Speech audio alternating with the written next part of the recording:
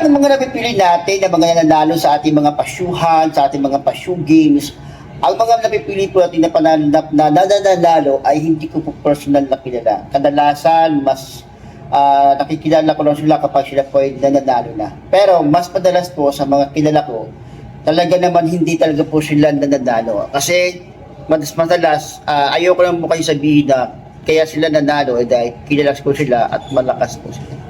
But this time, mas pinag-aaralan ko po kasi kung ano po talaga yung buhay ng tao na nanalo sa lahat ng mga palaro natin.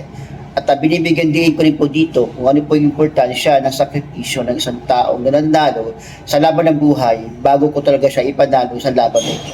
Sa iyo, sa lahat ng mga nanalo, congratulations at sana ituloy niyo pa rin pagsuporta sa atin para mas marami pa tayong mapasaya sa ginagawa nating pasyuhan, paggroserihan at kung ano pong klase mga handa na yan. Susubukan po natin para po sa inyo. Muli ako si Mick Farmers. Gandang araw.